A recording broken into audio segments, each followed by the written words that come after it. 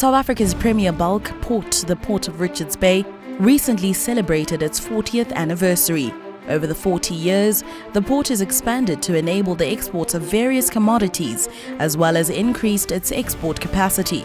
The port's establishment in 1976 has led to the development of other industries within Richards Bay, providing thousands of direct and indirect job opportunities for people of the city, and in turn transforming the city into an industrial hub.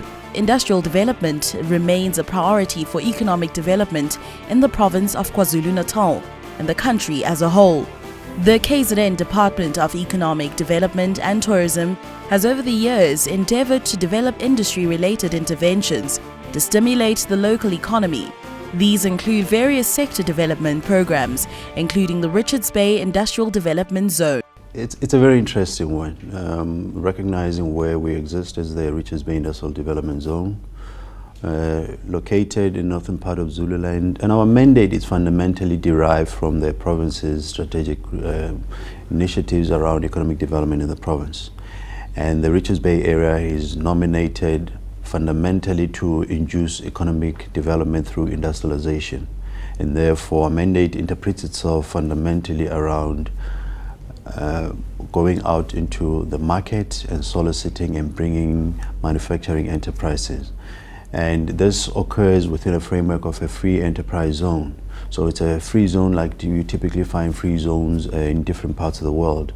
So in effect, what we have here in Richards Bay is an area which has been designated where industrialization is solicited in different parts of the world, and we then provide a set of differentiated benefits that would then accrue to those discerning investors that would choose to locate in the industrial zone. In an effort to reposition itself in the world economy, the South African government established the Industrial Development Zones program.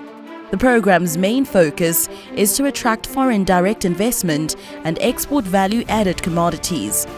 Although there are major achievements with the IDZs, there have been a few challenges. It's been somewhat of a daunting task when you look at it at face value, given the time lag between when the Industrial Development Zones concept was conceived and initiated. And it occurred around the backdrop of finding a corresponding economic development thrust to supplement the political civil liberties that were gained in 1994. And a number of initiatives were then undertaken, but specifically pitched in the industrialization mode was to use the concept of specifically demarcated zones around which all industrial development activities would then be characterized and developed. So what then has happened is Richards Bay and other industrial development zones around the country were then nominated, and particularly conceiving a concept of developing these estates next to ports of entry and exit. So what you find is that they occur and exist next to airports as well as seaports, with an idea that within that demarcated area and conference of a set of incentives, you would then be able to induce economic development. For various reasons, the traction and the takeoff has been rather slow and undesirable. And we know it's been a time lag of somewhere in the order of 14 odd years. However, there's been a lot of very encouraging signs, starting in my observation with the committed political leadership that really knuckled down to really undertake a very extensive review of how the rollout of the Industrial Development Zones program has actually occurred. From the leadership at the Department of Trade and Industry, but also significantly at a provincial level from the Office of the Premier, and most significantly in our case with our shareholder, the MEC for Economic Development, Tourism and Environmental Affairs, who's given a very focused leadership around making sure that the turnaround occurs. And effecting that has then resulted in an appointment of the Board of Directors, and the Board of Directors has brought in the desired stability in the organization. And the current board has been in office since 2012. And part of what they have then effected and set in motion was to establish a long-term vision by way of a 50-year master plan. That then defines how this whole program is going to be rolling out on a long-term perspective, as it were. Correspondingly, to supplement that has been the establishment of the management team, which I lead as the Chief Executive Officer. Part of that turnaround strategy then has been to formulate the 50-year master plan, but also importantly to put a very robust stakeholder engagement regime where we have established very strong collaborative partnerships with institutions such as the local government at a municipal as well as district level. And that has really leveraged a lot of opportunities around that collaboration, where we have now solidified a bilateral engagement and formulated a common vision around how economic growth and development is going to occur in the general area. One of the big challenges the Richards Bay Industrial Development Zone team faced was managing to retain the area's natural beauty while growing into a competitive industrialized business center. When you go back, in fact, and you reflect on the consideration and the nomination for Richards Bay as a host platform for industrialization, part of the considerations that were not really brought to bear was around the limitation of available industrial land. However, that's a very interesting challenge that we've had to deal with as management, because once again, the consideration for Richards Bay as an IDZ was fundamentally the establishment of a seamless linkage with the Port of Richards Bay, who we have a very sound and a very healthy working relationship. And the challenge that we have invariably encountered is that Richards Bay is set within a very sensitive ecosystem. There's Kwambonambi grasslands, there's high water table making founding conditions very complex and difficult. There's also the difficulty with the prevalence of wetlands in a huge expanses of the area of Richards Bay. So when you look at it aerially, it gives that impression of having expansive greenfield areas around which you can have wall-to-wall industrialization. However, in effect, to be able to utilize a lot of that land, there's quite extensive re-engineering work that needs to happen by way of going through quite extensive regulatory processes like environmental authorizations, and latterly now with the water use licensing processes. So ours has fundamentally been about creating that balance between the regulatory regime while also aspiring to fulfill the developmental aspirations through industrialization. That's probably one of the big challenges in Richards Bay. Richards Bay is known having a lot of wetlands. Those wetlands do impact on developable area in Richards Bay.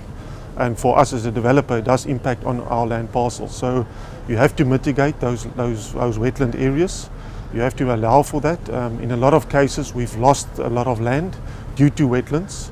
Like for instance, in our phase 1A, we've lost about a third of the developable land because of wetlands. So we have to mitigate.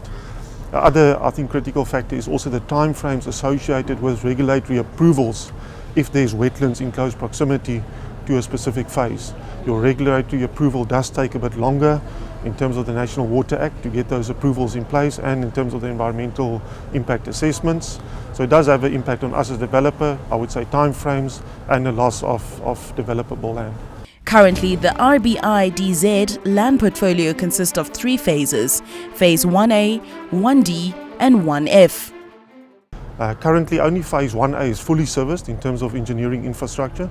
That includes all internal engineering infrastructure. So infrastructure to each property within Phase 1A, pretty much a plug-in and play scenario where investors can come in. So that consists of water, electricity, sewer supply and ICT networks to each one of the properties in our Phase 1A. It also includes, security infrastructure like perimeter fencing, CCTV cameras, access control on a 24-hour basis into Phase 1A. So all the engineering infrastructure in place. Phase 1A currently 62 hectares, fully serviced. So as I said, it's a plug-and-play scenario for investors wanting to come into Phase 1A. Our next phase that we will develop from an engineering infrastructure point of view will be Phase 1F. Phase 1F is 110 hectares. Currently we're planning to start construction in May this year, subject to environmental approval, with a program of completing all that internal engineering infrastructure by November next year. November 2017, it will be fully serviced. What can happen in this phase is investors can come in the interim. While we're developing some of the infrastructure, they can actually start constructing some of the factories in that phase concurrently to some of the infrastructure. So the plan is by November 2017. Phase 1D is planned for a bulk user. No internal infrastructure will be required, but there's bulk infrastructure to the boundaries of that property. It's a 65-hectare property planned for a larger single investor, so no internal infrastructure will be required, but bulk infrastructure is available to that property. The RBIDZ has installed various infrastructural services to make the precinct attractive to investors. These range from basic water and electricity needs to railway and road infrastructure. Yeah, currently our phases 1A and 1F provision has been made for rail infrastructure to those phases. Currently our investors in phase 1A, there's not a specific requirement for rail infrastructure, but it's planned for. So if there's a need, it can be installed into phase 1A. In phase 1F, it is actual part of the infrastructure rollout of phase 1F. So there will be direct links, rail infrastructure to all the investors in phase 1F, and that's part of the infrastructure program in phase 1F, the rollout of that infrastructure to phase 1F, which we are planning, like I said, to be completed by November 2017. In terms of the road infrastructure, there are local road improvements to the phases that's currently done by the IDZ. In phase 1A, that construction will commence now in April for local access road improvement, which will also link phase 1A to the local road network in the Greater Richards Bay area. Similar to phase 1F, external road improvements to that phase, which again will link them to the greater road network, and again part of that infrastructure rollout for phase 1F. The IDZ has already seen developments in phase 1A with a diverse portfolio of businesses investing in the area. Through the 50-year master plan, RBIDZ has identified 5 growth sectors. These include agro-processing, metals, renewables, ICT, and oil and gas. Indeed, we're very excited about the developments in phase 1A. It's nice to see activity. Activity means jobs, it means people are earning an income. Currently operating in phase 1A, we've only got one investor really who's operating. That is RB Energy Services, which is a division of Lovemore Brothers, a company that is involved in logistics. So they provide a full spectrum of services in logistics, including transport and warehousing, etc. They will be commencing construction of the facilities in the second quarter of this calendar year. So currently they're just operating using the land that's available to them. Over and above that, we've got SPS Manufacturing who have commenced construction. SPS Manufacturing is a joint venture between a local pipe distributor, Sizabantu Piping Systems, and Molecor of Spain. Molecor has developed very exciting technology which makes PVC pipes a lot stronger than normal PVC pipes. They've started construction. They'll be starting operation in July of this year. So there'll be quite a milestone for the IDZ to actually have a factory that is operating within the IDZ in July. So we're looking forward to that. And that's actually a classic example of what import substitution is, because up to now that pipe has been imported from Spain and distributed locally. So it will now be manufactured locally and distributed locally as well as into Africa. Third one is Inoxa Industries, who will initially be involved in the manufacture of stainless steel cookware, which is pots and chafing dishes and those types of things. But later they're looking to diversify to include other stainless steel products for the automotive, mining and medical equipment sectors. I'm sure you're starting to get a feel that we've got a bit of a mixed bag of things going on there, and that is a fact. Again, this on Inoxa is a classic example of cooperation between a local company and a foreign company, because the deal there is that the Turkish company will be closing operations in Turkey and moving all the equipment into South Africa to manufacture these parts. So up to now, all these things were being manufactured in Turkey, but from now on they'll be manufactured in South Africa. The Special Economic Zone is hoping to lure potential investors into the area through various incentives. No, it's quite an exciting suite of incentives. I'll take you through them. From a tax perspective, companies in the IDZ, let me say qualifying companies within the IDZ, because just merely being in the IDZ doesn't mean you're going to qualify for these incentives. But where you do qualify, from a tax perspective, companies will pay 15% corporate tax instead of 28%. You will agree that's quite an incentive. Over and above that, you get what is called an accelerated building allowance, which means you get to claim an allowance over a shorter period, which is 10 years as opposed to a 20-year period, and that has significant cash flow implications, which are positive cash flow implications for companies. You also get employment incentives, whereby you get to reduce the amount of pay as you earn that you pay over to the revenue services. And that is geared towards encouraging youth employment. So for every youth that you employ, you get to get that an allowance of a certain amount that you can deduct from what you pay over to the revenue authorities. And then the SEZ or IDZ also qualifies as a customs controlled area. And being a customs controlled area then means that entities located inside get certain VAT exemptions and also import duty rebates, which again can be quite substantial. Then you also get what is called a Section 12I allowance in terms of the Income Tax Act. And that is an allowance that you claim on plant that you bring into the SEZ, as well as the buildings that you construct. And that can be up to 900 million on greenfield projects. I mean, you'll agree that's a substantial amount. But those will be greenfield projects with a preferred status. I'm not going to go into the detail of all that. And then the last one is a training allowance, which is a training allowance of up to 36,000 Rand per full-time employee that you can deduct from your normal taxable income. So if you decide to train all your staff, it can be quite a substantial amount as well. And so those are incentives from a tax perspective. There's also other financial incentives that we offer as the IDZ, in that we believe that the rental that we charge is lower than the market rate, so it's quite competitive. So there is a saving from just being located in the IDZ. But over and above that, there's other incentives that come with it.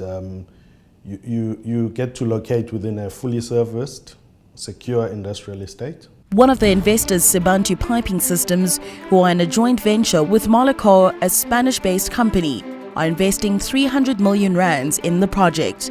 The company is a world leader in PVO technology development. They will be manufacturing a new technology, biaxial-orientated PVC pressure pipe. In line with the government incentive schemes, obviously the development zones are where they're trying to promote manufacture, and of course they help with certain subsidies. So it made a lot of sense for us to come here to Richards Bay. All our product goes to greenfield, so it doesn't go to a specific city. So in terms of location in South Africa, Richards Bay is maybe as good as anywhere else. Secondly, we're close to the harbour, so we are also in a position to now export the product, particularly into our SADC countries, because this factory will be looking after sub-Sahara Africa. After the break, we find out what the Richards Bay Industrial Development Zone means for job creation in the area and how SMMEs can take advantage of the opportunities this facility presents.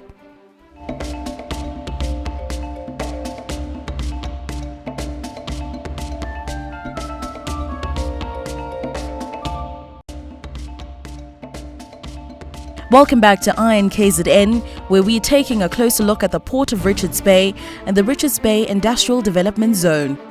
RBIDZ has a mandate to drive industrialization in the area, at the same time making SMME opportunities available.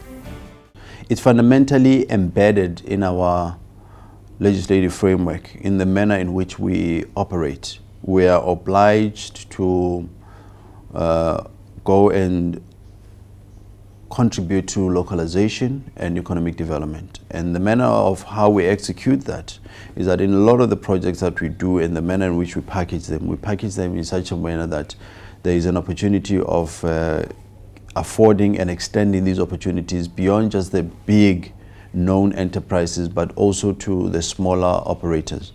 And we see that reflected fundamentally in the manner of our enterprise development, but also supplemented by training that is provided. So we hold seminars, we train people, we certify them.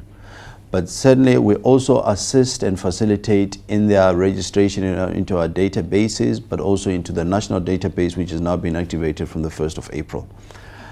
In our budgets, we are then able to allocate various opportunities, and the opportunities are varied, from property, where people can come and rent property spaces within the IDZ, but specifically I think which is the more prominent and visible activity around SMME development is where people are then able to assist us in the development of the estate, where they then are able to partake in the bidding opportunities for tenders when they come, and it's for tenders for new builds as well as for maintenance.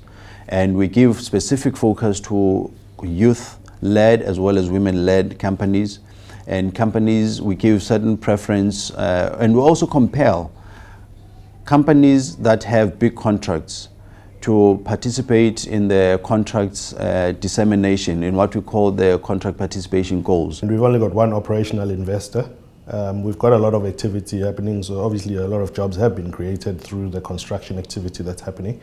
But maybe to answer that question, I would say that from the 9 signed investors that we have on our books, we're expecting to create at least 3,700 jobs. And the total investment from those is 10 billion.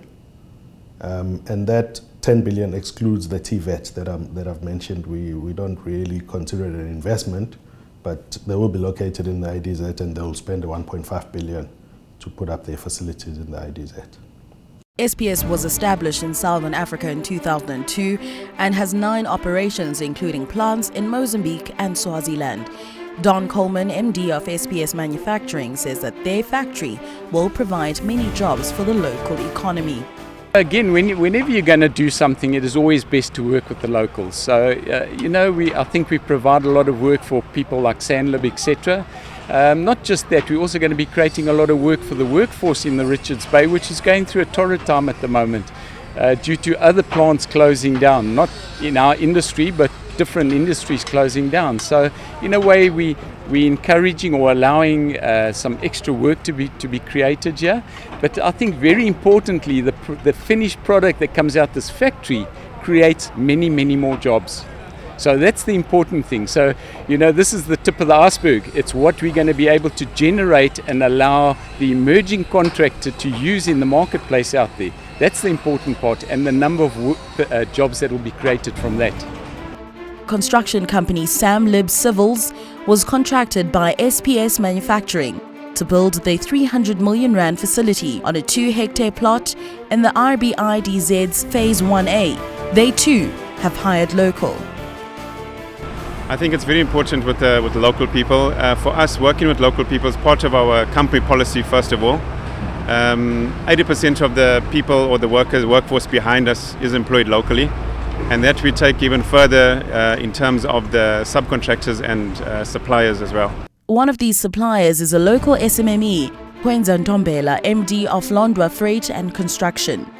RBIDZ identified Ntombela as an SMME for the project, and SMMEs Civils took him under their wing and gave him the relevant know-how to take his business to new heights. Kwenza Ntombela, company to us as a vendor known as Londwa Freight and Construction, came in to purely supply aggregate at the beginning. Then through a close mentorship program which we as a company have followed, we were then able to take him and make him a SME business here. Now he's well recognized here in the local area. He supplied 99% of the product on our site is aggregate and raw materials, and even from a point of plant, we've had him diversify his business, spreading his risks. So the recipes that have made SMMEs Civils a success, we've decided to narrow it down and mirror it for him. And from there he's become the success he has here in the Richards Bay area. To be quite honest, I did a bit of research, and luckily I was invited to a breakfast meeting hosted by the IDZ. I went there, and that is where they told us more about the opportunities of investors coming to our town and what services we could offer, and from there I then exploited those avenues. And when this site opened, SPS site, I was already in talks with the main contractor that was going to be on site, which is SMMEs Civils, to offer my services of the construction material, which is the sand, the stone, and the G5, G1, etc., etc. And that's how I started since last year, June, till now. This is just one example of how IDZ is benefiting the local community. As more investments are made into the RBIDZ, more SMMEs like Kwenza and Ntombela will benefit from the opportunities that come with this special economic zone. For a record for a company with less than 12 months, we've grown exceptionally well. I started alone, and now I have 8 employees. So that's happened in a space of 12 months. I think that's pretty wonderful news for a company, especially for a young man.